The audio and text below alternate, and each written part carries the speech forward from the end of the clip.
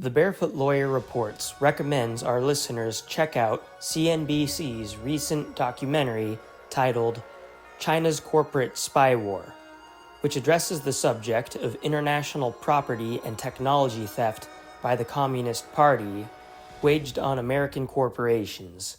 To learn more about this documentary, visit cnbc.com. Okay, welcome to another episode of the Barefoot Lawyer Reports.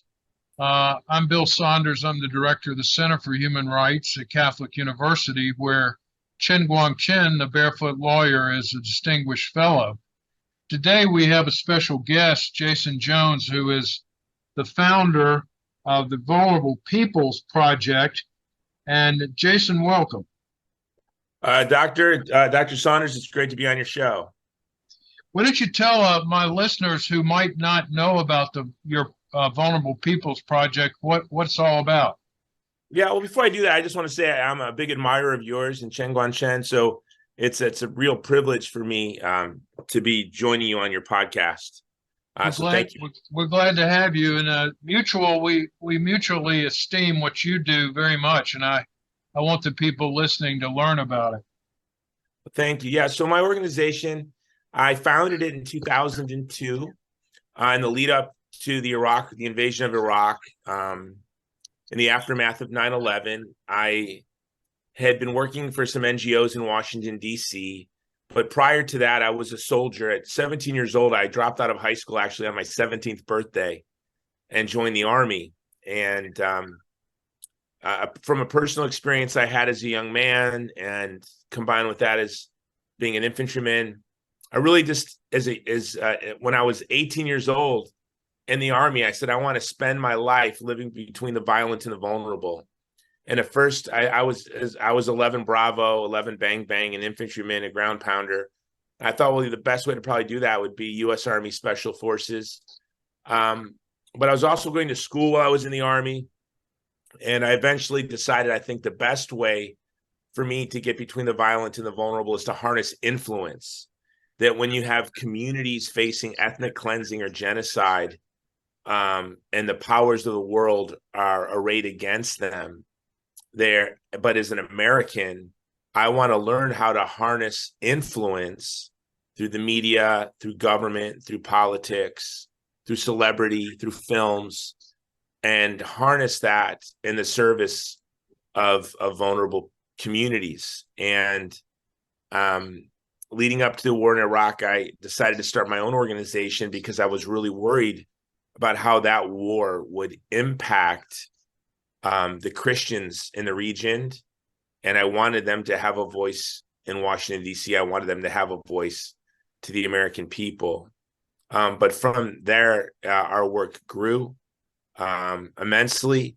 I had always been actually our very first, you'll appreciate this, Bill, my very first program of my organization, it's the Human Rights Education and Relief Organization. We have two main programs: Movie to Movement, which produces movies, harnesses celebrity, and markets films to advocate for the vulnerable. We've had some major Hollywood success through our films. And then the Vulnerable People Project, which in a very direct way advocates for the vulnerable. But even prior to the invasion of Iraq, and our first program was working with Chinese Catholics on how to set up sort of like an insurance policy, but it involved corrupting government officials to push back on the one-child policy. My faculty advisor at the University of Hawaii was Dr. Kate Joe, and she lived through and suffered through the Cultural Revolution. And I was so lucky that I went to the University of Hawaii. And so I had Dr. Kate Joe, and also R.J. Rummel was a professor there who wrote that sort of landmark book, Death by Government, that looked at the genocides. And he coined the word democide, the genocides and democides of the 20th century. So sort of through the influence of R.J. Rummel, and then Kate Joe, who wrote a book, How the Farmers Changed China. And it was how the Chinese farmers used corruption to liberate China from Mao's horrendous famine, which, of course, I believe led to the scapegoating of the Cultural Revolution, the one-child policy, and sort of this regime that now menaces the world are all of these tremors that go back to that great famine. So that was our very first initiative. Our second initiative was sending American nurses to Romania, Romanian American nurses to Romania to serve the unwanted abandoned children in Romania. And we grew from there. You know, we're a Catholic apostolate. And I always say that with human rights work, there's always Palm Sunday when everyone shows up and cheers, you know, for the vulnerable. But then there's the Last Supper where the big shots all gather for a meal. But I want to be there on Good Friday when our Lord is crucified and alone.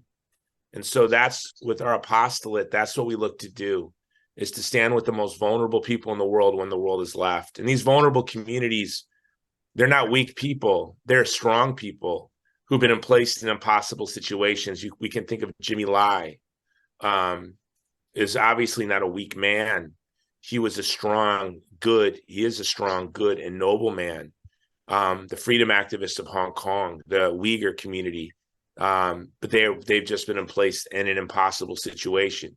So what we do at the Vulnerable People Project is we seek to stand alongside of them and try to turn these impossible situations into possible situations. Yeah, that's wonderful. You know, Guangcheng is, you know, friends with many of these people like Jimmy Lai, and I think you'll probably mention Cardinal Zen later, and they know each other. And I didn't realize you started with China. Of course, most of the people that listen to this podcast are people who know a fair amount about China and want to learn more.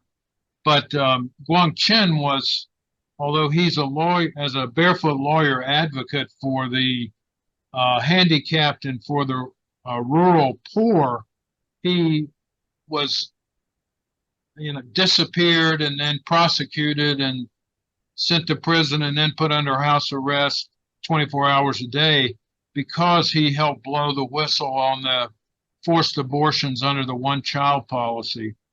So I think there's something so horrible about that policy that it in some ways encapsulates what the Chinese people have to suffer under the Chinese Communist Party. Yeah, well, I think the one-child policy was really the fruit of the Catholic anthropologist Rene Girard talks about when there's civil disorder, they look for a scapegoat. The scapegoats have to be powerless and innocent to be effective in uniting the community. There cannot be any culpability. And when you look at the Cultural Revolution, that was a failed attempt at scapegoating, really backfired, didn't work the way that they had hoped. So the perfect scapegoat, the perfect villain for the pain and suffering that China faced in the one child in the famine was the child in the womb. Because what caused the people of China so much sorrow in the famine was watching their children starve to death. Yeah. And so to me, the control of women's reproduction is central to keeping this regime in power. And I believe they know that. So they've loosened these restrictions, but of course, they still monitor them. And we may see these restrictions go from banning abortions to forcing procreation. Well, we do see that right in Xinjiang, where they're in East Turkestan, where Uyghur women are forced to have children with Han Chinese. But yeah, I believe that the one-child policy, whether the regime stumbled across it by accident and it just was effective, but it is the child in the womb is the perfect scapegoat because it's absolutely powerless and absolutely defenseless. Yeah. And to monitor women's reproduction was brutal. My faculty advisor, Dr. Joe, who had so much influence on me, her job was to monitor the menstrual cycles of women in factories. Yeah. And this addled her. She would hector women, follow women to the bathroom, show up at their home. And that this was her job. It was total control, total invasion of policy. It emasculated the men and made them feel powerless. And then it covered the whole country in shame. In Mo Yan's very powerful book, Frog, very powerful book, it really taps into the heart of the deep pain that the people of China have suffered because of the one-child policy. And this is a pain that will ripple through that country for the rest of its history. So what is the Vulnerable Peoples Project kind of doing in China or in connection with China now? Well, China bumps into us everywhere. Wherever we're working to serve the vulnerable, whether it's in Nicaragua, whether it's in Ukraine, whether it's in Afghanistan, whether it's in Africa, whether it's in Iraq, we find the CCP. We find the CCP as a partner in exploitation and as a partner in repression and a partner of brutality. The CCP, I would say, is the international linchpin of terror. It's a terror regime.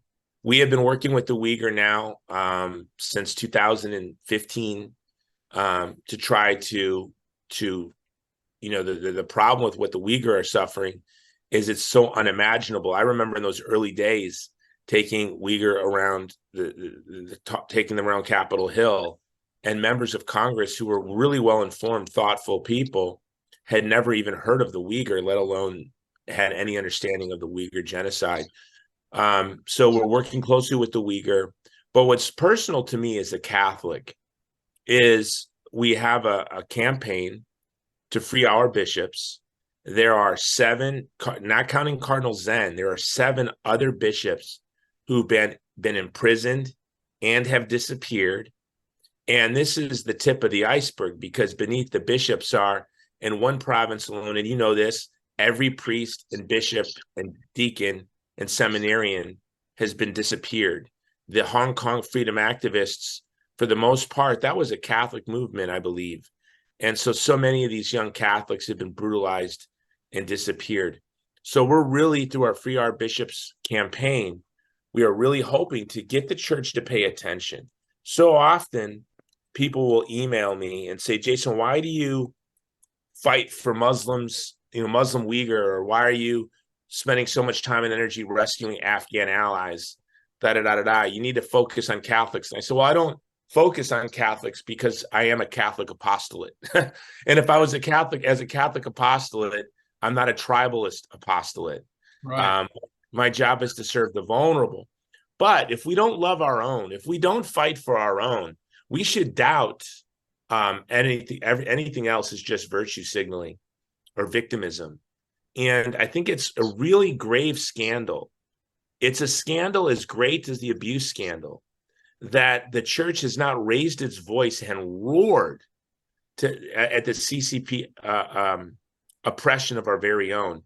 Jimmy Lai, a Catholic layman whose courage was fueled by his faith, whose activism was informed by his faith. But to see a church that to me has been silent, bishops who have been disappeared for doing what bishops are supposed to do, provide the sacraments and catechize. And we have bishops who were disappeared for caring for unwanted, discarded children. This is all really unbelievable. It's not, I guess, unbelievable that an ideological terror regime like the CCP would do things like this. But what I believe is unbelievable is that we as Catholics around the world haven't exerted all of our energy to put pressure on the CCP. Yeah, Guangcheng often says what you've said about the CCP. They are, of course, they're a terrible threat to their own people, but they're a threat to everybody around the world. I mean, they're a threat to the United States, but they're a threat to these other countries that you mentioned. They're always working in conjunction with other tyrants or would-be tyrants to kind of put in place more perfect terrorism, if I could use that term. And all the things they're doing with surveillance in communist China, they just want to export those techniques around the world to suppress people. So the opposition to the Chinese Communist Party is not, it's really something that unites the freedom-loving or human rights-loving or people around the world. It should unite them because the Chinese Communist Party is the enemy of freedom. And there's many ways that you were mentioning what's happening to the Uyghurs, what's happening in Hong Kong, what's happening to the Christians, the Christian churches, what's happened to the Falun Gong. And then what they're doing here in America to subvert our institutions. So I'm was interested to hear you confirm what we believe, which is they are working around the world all the time to kind of advance totalitarianism. Yeah, who we bump into, Bill, is Russia, China, Iran. Russia, China, Iran. Russia, and it's wherever we go. This is who my little organization, the Vulnerable People Project, bumps into. But we're fighting back. This year, we're opening up offices in Indonesia, Malaysia, the Philippines, South Korea, and Japan. And we're doing this because we're really going to work to organize in those countries, the Muslim and Christian communities, to exert influence and pressure to free the Uyghurs, free our bishops, as Ambassador Sam Brownback said when he went to China, stop your war on religion. Of course they will, and he said, you've declared a war on religion. One of the best lines an American has ever said. He goes to China and says, "You've declared a war on religion, and you will lose." Yeah. And they will lose, and they will lose because the St. John Paul the Great, in that last book of his, a collection of interviews that was put into a book, Memory and Identity, he said that ideologies of evil are deprivations. The seeds of their own destruction are within them, and the CCP will cease to exist. But after how much sorrow and suffering. And look, we talk about the menacing of Taiwan, the thrashing of Hong Kong, but we cannot forget the ethnic cleansing of East Turkestan, or as CCP calls it, Xinjiang, of Tibet. And the first victims of the CCP are the Han Chinese. You know, Bill, my wife was born and raised in Bronxville, New York, but her mother and father fled Mao. Her mother had to be, was hidden in a monastery because her father was a nationalist general and he was afraid his children would be killed. So he stuck them in a monastery. My father-in-law was at the University of Pennsylvania when China fell and never to go home again. It was the Chinese, it was the Han Chinese who suffered most, of course, through the Cultural Revolution, through the one-child policy, through this tyrannical, brutal regime. And let's not forget even the Korean War. My wife is Chinese, which means all my descendants will be Chinese. My grandfather, when I was a 16-year-old boy, didn't know this. I was with him on his deathbed and I began, I was crying. And he said, don't cry for me, Jason. I've lived a good, long, beautiful life. Cry for all the young men that I saw that died. And my grandfather was in World War II in Korea as an infantryman. And we were trained never to ask Grandpa about Korea. You could ask him about World War II. Korea was off limits. And so I didn't bring up Korea. I said, all those young American boys that you saw die in World War II, Grandpa. And he said, well, cry for them. But I'm really thinking about, and then my grandfather had tears come down his eyes. And he said, all those Chinese boys that we killed, all those Chinese boys that I killed, they sent them at us wave after wave without weapons, wave after wave. And he was crying. He said, please cry and pray for them. Mao used us to kill his enemies by throwing wave after wave of Chinese that he saw as a threat at the United States military. No concern for his own people. We saw that in the famine. We saw that in the Cultural Revolution. We saw that in the one-child policy. We see that in the terror regime that exists there now, and the thrashing and brutalizing of Hong Kong, the bullying and threatening of Taiwan. And so, we need to pray for the people of China to be liberated from the CCP. I know you know this better than anyone, but I am excited. And I blame our elite for a lot of this, not to move into areas of controversy, but I think there's been a real fear on our part to having real partnerships around the world. But I think a free China, the rising of a free China to be our partners in creating the future would be a prosperous, beautiful world. And We were told when we gave China most favored nation status, and I believed it. I was chairman of the college Republicans at the time, and I was, God forgive me, banging the drum, listening to what Rush Limbaugh said about, and the Republican leadership were telling me about permanent most favored nation status for China will make China free and more like us, and I believed it. But we've become more like them. And either the future is free without the CCP, or our posterity will be enslaved in a world that resembles the CCP. And this is it. We're not going to coexist with the CCP. We're either going to conform to the CCP or China will be liberated from the CCP. And this is really the two futures that we're looking at. Yeah, I agree with you. The idea that Americans had that at one point they would become law-abiding by joining either bilateral or international organizations is all they've done is subvert those obligations. Most favored nation, the World Trade Organization, the United Nations, and they're determined. I mean, the Chinese Communist Party is absolutely determined to do this. So either they're defeated or will, and when I say we, I mean Americans, but I mean people anywhere in the world that love freedom, or we will be defeated. It's one way or the other.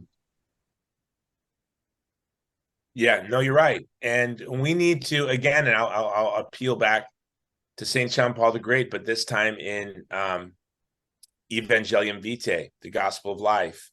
He said we need a mobilization of the world the same sort of mobilization that we saw of energy and sentiment to defeat fascism and Nazism and communism in the West, to battle back the culture of death. And the CCP is the culture of death. And if we want to leave our posterity a civilization of love and a culture of life, we have to free the people of China from the CCP. Yeah, well said, Jason. I know that our producer will put all the information about your organization with this podcast, but why don't you give us your website address? So our website is thegreatcampaign.org, and you can see all our campaigns around there at thegreatcampaign.org. As you can tell, it came from St. John Paul the Great's quote, we need to launch a great campaign to advance the culture of life and defeat the culture of death. And that's that domain, thegreatcampaign.org. And then freeourbishops.com. And if I can, Bill, I'm in Hawaii right now. Hawaii is my home. We live on the mainland now. My organization has taken me around the world over the past 30 years, to Sudan during the genocide. I just got back from Ukraine, during Iraq, during when ISIS erupted. And I've been in war zones and I've witnessed catastrophes. But I've never seen anything like Lahaina and Maui. And if anyone wants to stand with the people of Lahaina, we have the hopeforhawaii.com website, and they can see how they can support the people of Lahaina. Hopeforhawaii.com. It's utterly heartbreaking for me. It was to go to Hawaii, to see the suffering that I've witnessed in Afghanistan, in Ukraine, in Sudan, in Nigeria, in my own town. Just yesterday, I saw a woman walking through the ruins, crying and talking to herself. There are over 1,000 missing. There are anticipated over 1,000 dead. And in an average year in Maui County, only 1,000 people die a year. 1,000 people missing in Lahaina would be the equivalent of 800,000 New Yorkers missing. Wow. It's really devastating to Maui and all of the people of Hawaii. Yeah, thank you for telling us that. And I encourage everybody to visit those websites and get involved, both in the China projects, but also helping out in Hawaii. We're really glad you could join us, and we appreciate all you do. I hope the listener will understand that in order to defeat the Chinese Communist Party and to bring freedom, we've got to be united with as wide a network of people and as many organizations and there's as we can be. And certainly what you're doing is one we're happy to be united with. And in fact, my students, at least one of my students, is now working for you. So we're happy to be connected. Thank you for being with us. Any last words, Jason? No, I just can't thank you enough for your work and your audience. If you're listening to this podcast, you're in the officer corps in defeating tyranny. So, thank you.